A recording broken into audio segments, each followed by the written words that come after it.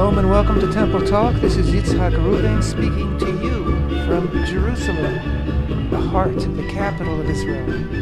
Today is the 9th day of the month of Mar Cheshvan, 5781. It's October 27th, 2020. This coming Shabbat we read Parshat Lech Lecha. Go to yourself.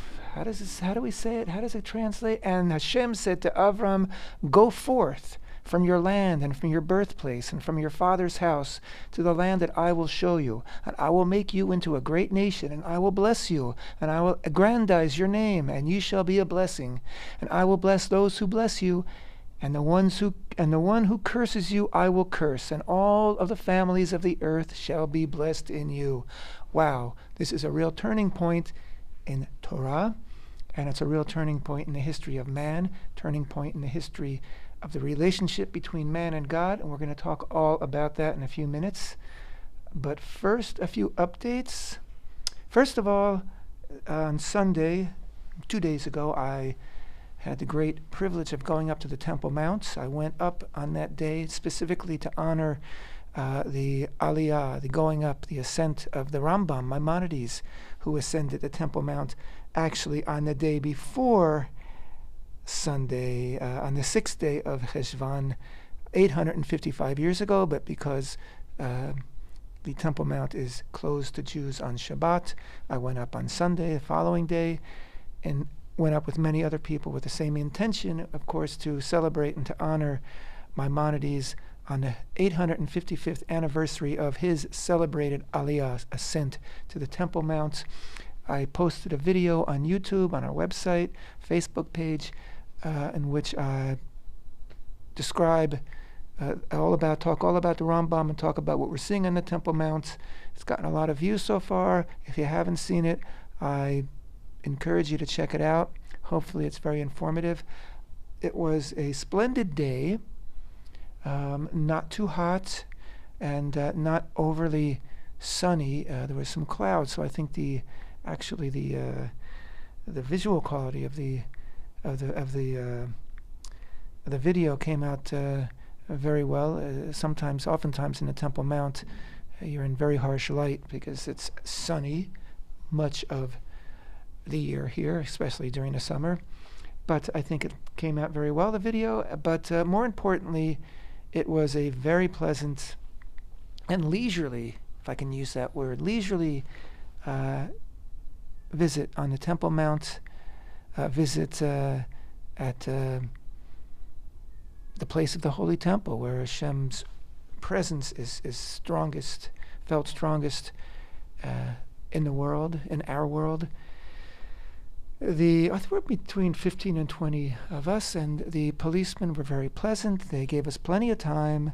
We were able to pray freely, quietly, but freely, and speak words of Torah as we walked around the Temple Mount, made our 360-degree trip around the Mount, as we're accustomed to do. And it's, again, part of a trend of things getting better for Jews on the Temple Mount, even though officially nothing has changed, which is a problem.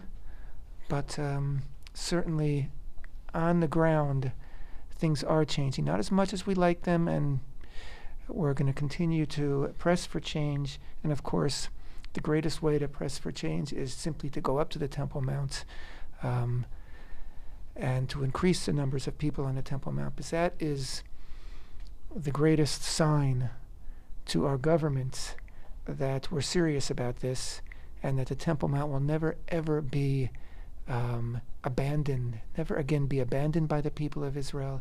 It will never be excluded from the consensus of Israel. Temple Mount is dear to the people of Israel.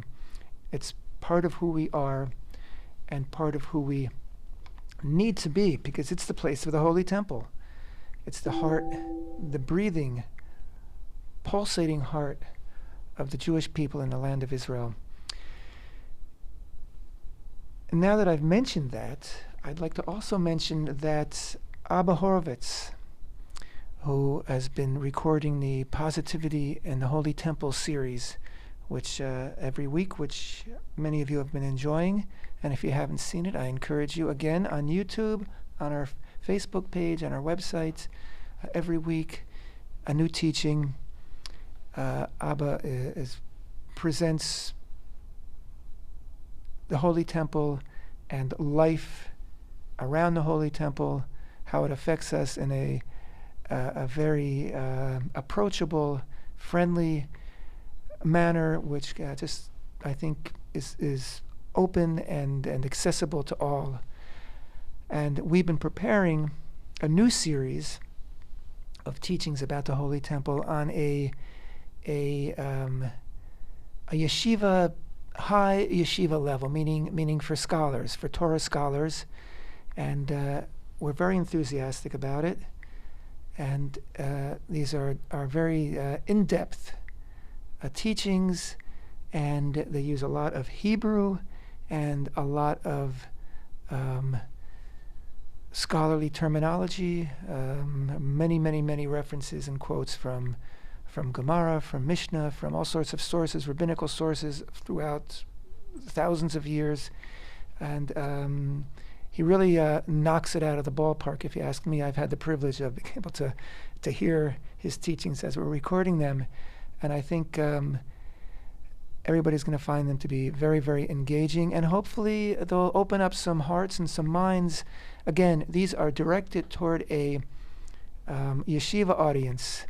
And they will actually be posted, God willing, on the Yeshiva University website as well. So we're aiming to really speak directly to serious top-level students of Torah, and to teach them the Torah of the Holy Temple. Actually, this series is called Torah Mikdash, the Torah of the Holy Temple. It's a subject that has historically, for 2,000 years, been pretty much neglected. He talks all about that. And currently, today, in the land of Israel, of course, there are many people studying the Torah of the Mikdash, of the Holy Temple. Less so, I imagine, in the United States and outside of Israel. So we're really aiming these teachings toward this target audience. However, the teachings will also be posted on YouTube and on our website and Facebook page, and everybody's welcome to take a shot and listen in. Again, it's not a warning. Maybe above your level in terms of Hebrew, in terms of background knowledge. But on the other hand, there's so much to gain from listening in on it, and so everybody's invited to listen, to watch these videos. And again, we'll be posting them soon, and they'll probably be every other week. I think that will be our schedule. There's this initial series will be about 6 or 8 teachings, and we'll take it from there. We'll see what the response is, and if there's interest, we'll take it from there. So I'm very excited about it. Again, Rabbi Abba Horovitz is he's got a very open and inviting presentation, and as learned as his subject matter is, and his presentation of it, still his presentation is very open. So I'm hoping that everybody can get something out of it. Okay, Lech Lecha, the third parsha, the third Torah reading of Bereshit, of Genesis, and we're really beginning to get serious now as we continue with studying the 5 books of Moses, the Torah: Genesis, Exodus, Leviticus, Numbers, and Deuteronomy. We're getting serious because we're introduced to Avraham, known at this point as Avram. Now, I don't know if you've been taking note, but every year, and we always talk about it, and you feel it, every parsha, every week, the Parshat HaShavua, the Torah reading of the week, is always very relevant. You learn something new each year because you're bringing in something new. What's happening all around us. And, last week's Parshat of Noach, as he gets into the Teva, into the ark, and they seal it up, and, they manage to make it through this flood. I'm sure many people are thinking about the current situation with COVID-19, the idea of social distancing and being put into isolation if you've contracted the COVID virus, and the fact that it's affecting the entire world. It's a threat to all of humanity. It was just struck me. I'm sure it struck many people that wow, this story about Noach. It's it's not so difficult to wrap our minds around it, because really we're in a way living through it. Each one of us, I guess, being our own Noach in today's saga. And of course, Lech Lecha, we're going to talk about the opening of Lech Lecha, which is really so key to the Torah understanding of who we are, who we're meant to be, who we are as Jews, as who we are as the children of Abraham. But in the parsha itself, there's a whole section where Avraham is approached by different leaders of different nations in and around Canaan, who want to sign a pact with him in order to go to war, defend themselves against other nations. And it's interesting because this comes at a time today where Israel is making pacts, covenants with nations in our area, which we haven't been successful at doing, haven't been able to do for many, many, many years. And these current agreements that we've made with the Emirates, with Bahrain, and now there's a developing arrangement with Sudan.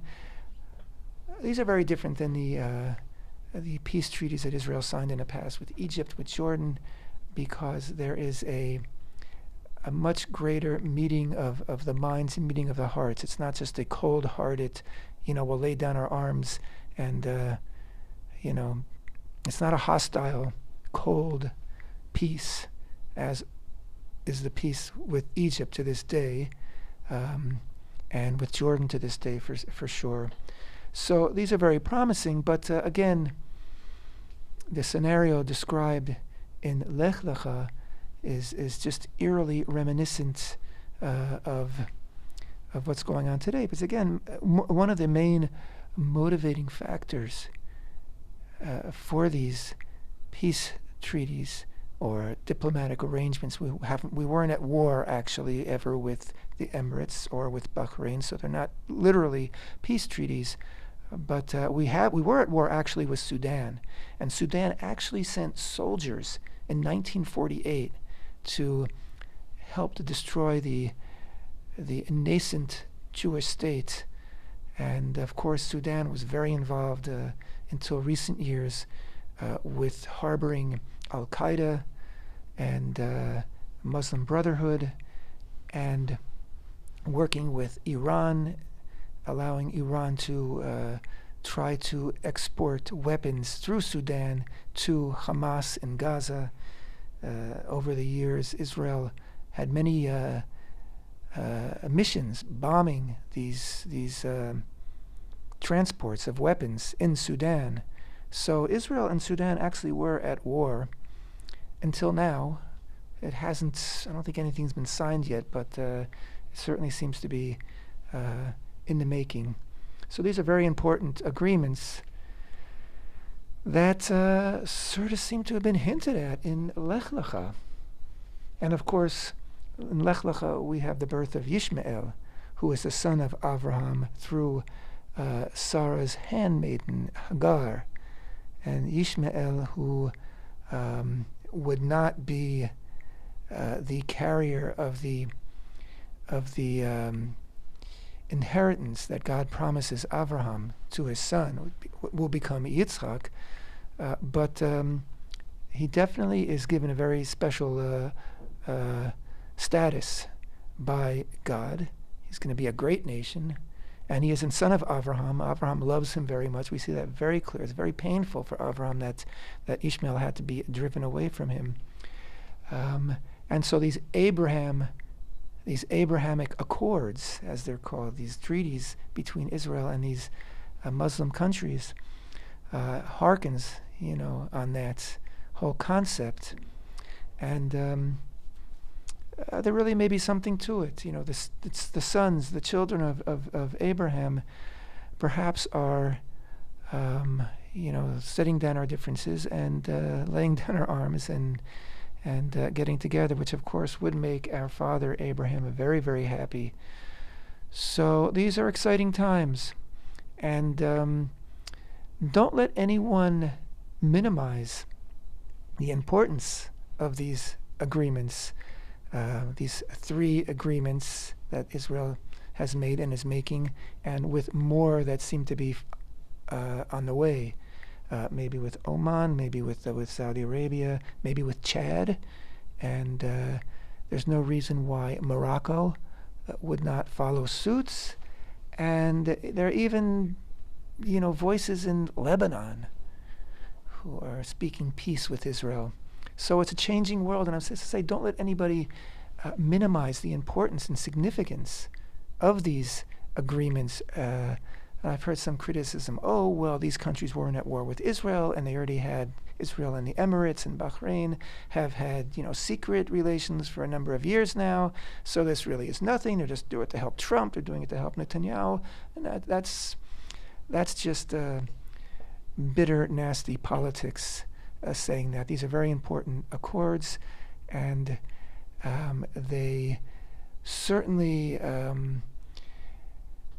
have the potential to go a very long way in changing the entire political topography of the Middle East, encouraging peace, making a wall against Iranian expansion and other radical Muslim Islamic expansion. So they're very, very important, and the voices coming out of the Emirates and Bahrain have been very, very positive. It seems that was the potential to be a real warm peace between peoples, not just between leaders or governments. So again, you have to give credit to where credit is due, and that credit goes to these countries themselves and to Israel, and of course to the Trump administration, which has been working behind the scenes to bring these new agreements into fruition and to create this new coalition of peace, of seekers of peace, and a brotherhood really in the Middle East. So it's a very, very positive, very exciting, tremendous potential. Of course, politics is politics. Things can always go awry, but there's no reason to think that that's going to happen here. Very, very positive winds blowing through the Middle East right now, if we stay on tact with it and don't let it stray and keep up the momentum. Lech Lecha, how does it open? Let's just, before I get started, I'm going to remind people, Lech Lecha, the book of Genesis, chapter 12, verse 1 through chapter 17, verse 27. It opens, Vayomer HaShem el Avraham, Lech Lecha me'artzecha, ממולדתך מבית אביך אל הארץ אשר אראך. And Hashem said to Avraham, go forth from your land and from your birthplace and from your father's house to the land that I will show you. It's very interesting because last time God was really in direct dialogue with a man was with Noach, and God was giving him specific instructions. We had a sort of a preview also, a prelude to that, where we know that when God, it said that God found that Noach found favor in God's eyes, that God saw what was going on in the world. It was rotten, but there was one person called Noach, and he was good. He was a tzaddik, and he got that big introduction, tzaddik, tamim. He was a righteous man. He was a pure man. He walked with God. And here, out of nowhere, absolutely no, we heard, yes, at the end of Parshat Noach, we hear about Avraham, that he's the son of Terach, and he married Sarai. And Terach, they left Ur, the land of the city of Ur from Kasdim, and they moved to Haran, which is north of Israel, what is today Syria, I think, Syria or Iraq. And they stopped there. They were on the way to Canaan, but they stopped. But other than that, there's nothing else we know. Pretty much nothing about Avraham. And all of a sudden, boom, Hashem speaks to him. Go, leave your land, leave your birthplace, leave your father's house, come to the land that I will show you. Right? He didn't even give the land a name, the land I will show you. This is a whole new approach by Hashem to mankind, right? First of all, there's the first sign, really, that God is getting over his grave disappointment with mankind, with his master work, with his opus magnum, this final bit of creation that God had the highest hopes for mankind, right? Because God's going to be able to dwell within his own creation with man. God's going to have a relationship with the world that he created, which is why God created it. God created the world to bless the world with goodness. And the greatest vehicle of that blessing, of bringing that blessing into the world, is mankind. And man sorely disappointed God. And even after the flood, when God made a covenant with Noah, he made the covenant for the same reason that he destroyed mankind. It would seem, before he destroyed mankind, he said, man is rotten, rotten from the get-go. And before he made the covenant with Noah, he said, yeah, man's rotten from his youth, but that's just the way it is, apparently. So God went ahead and made a covenant with Noah. But here, there seems to be a whole change of heart. Wow, there's some excitement here. Something positive is happening. Shem said to Avraham, go forth from your land. Now, it's a radical thing he's asking of Avraham. It's, yes, building a boat, to house your immediate family and all the species on earth in order to, survive a flood is also pretty radical. But it makes sense. It makes sense. You want to survive, this is what you need to do. Here it's like, there's no quid, it's just, whoa, get up. I'm telling you to leave. Leave your home right now. Everything you know, everything you're familiar with. And go to a place. I'll show you. I'm going to show you. Trust me. This is a brand new relationship. And then God continues. I will make you into a great nation. I will bless you, and I will aggrandize your name. You shall be a blessing. And finally, and I will bless those who bless you, and the one who curses you I will curse, and all the families of the earth shall be blessed in you. Right? Speaking of being relevant, the concept today that the state of Israel, the modern state of Israel, is a blessing for all the nations, is a very, very alive concept and belief for many people. So God is, he says you leave your home, and then he starts, throwing in more incentive if Avraham needed it. More incentive to leave. But this incentive is all in the form of a promise. It's a promise. And it's a, long-range promise. It's not, I'll build you a nice house.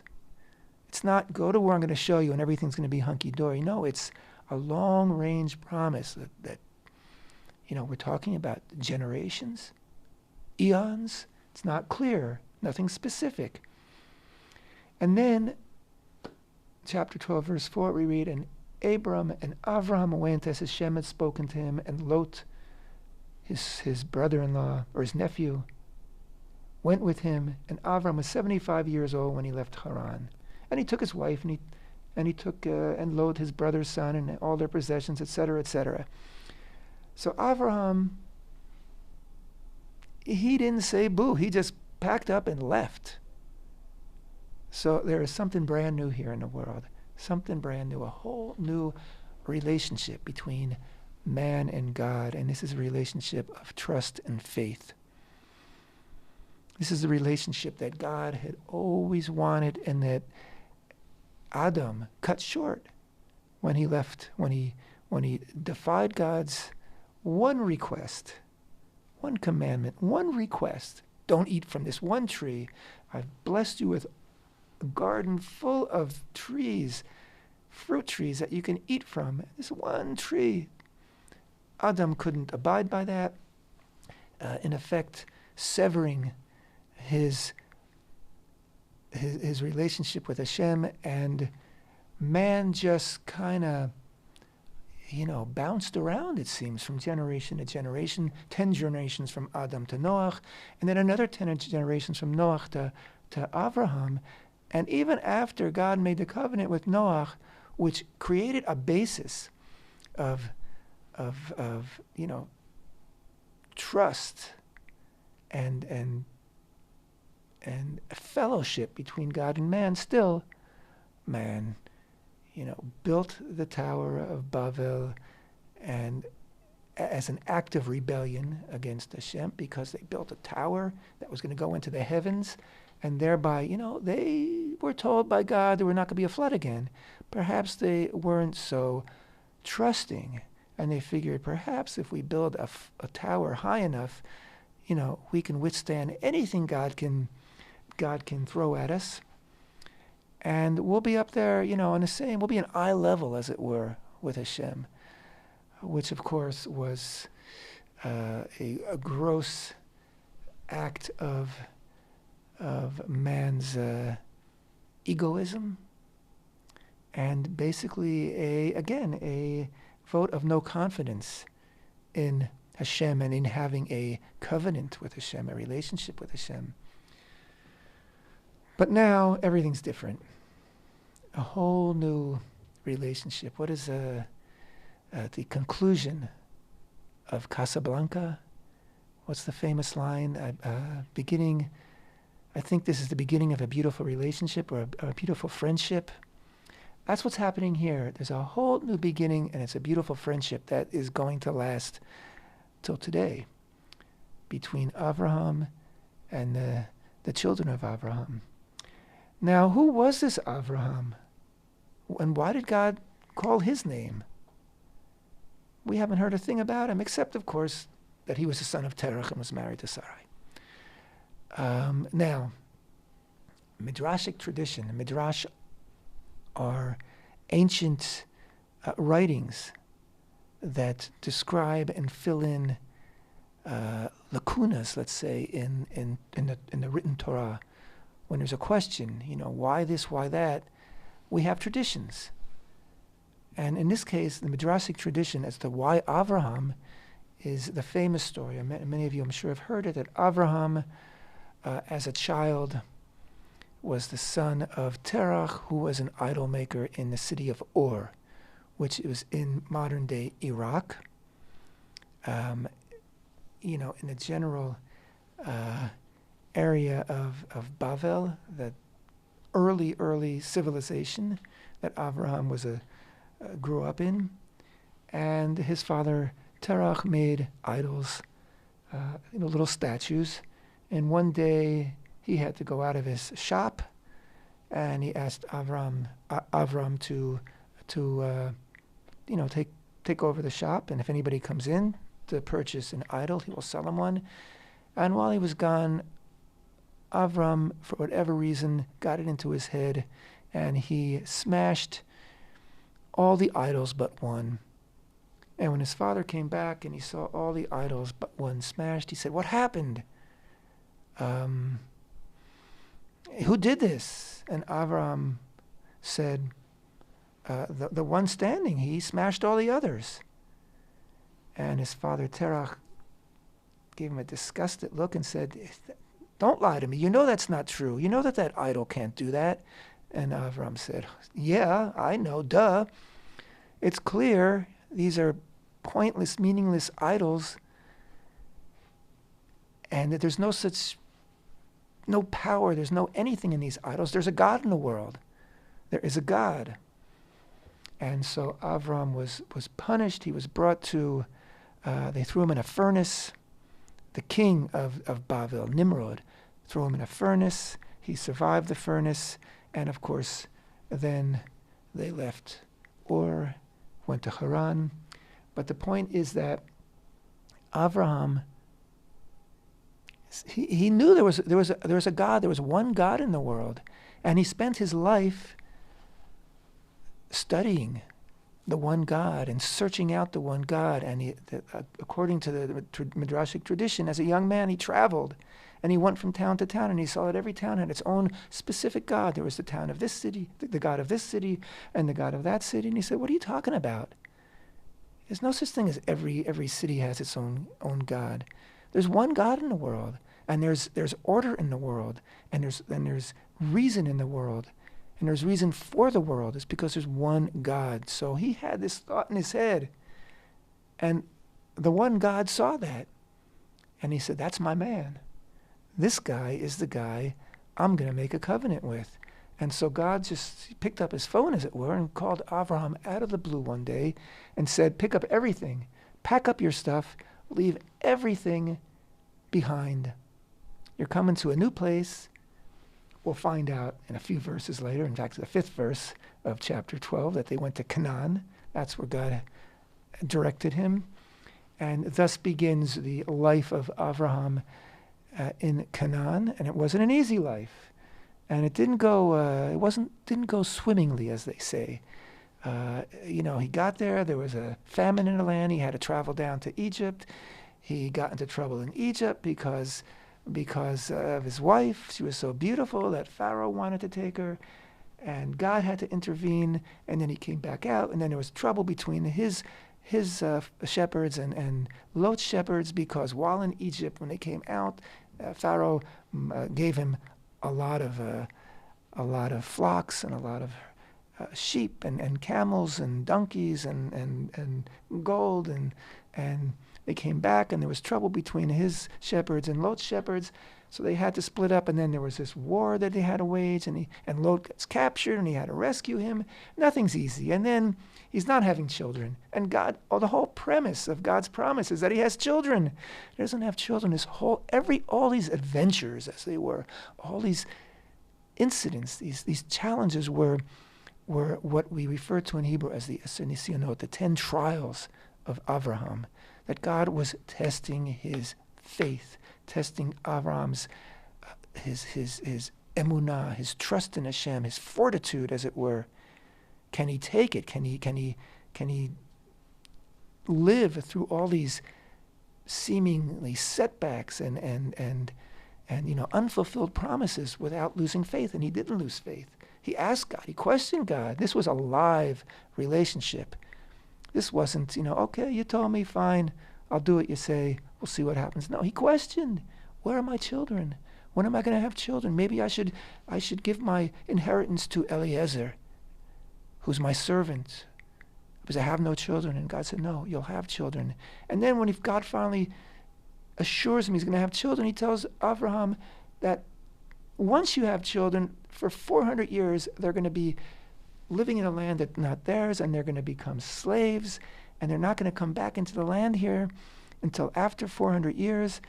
And so he's giving Avraham that promise. It's a beautiful promise, but can you imagine today, anybody, a religious leader, a political leader saying, okay, we made an agreement, in 400 years this is going to happen. People laugh at him. Something new happened. Something new entered reality in Lech Lecha, with this new understanding, this new relationship between Avraham and between Hashem. A beautiful friendship has begun. Thank you for listening. Thank you for being with me. Temple Talk.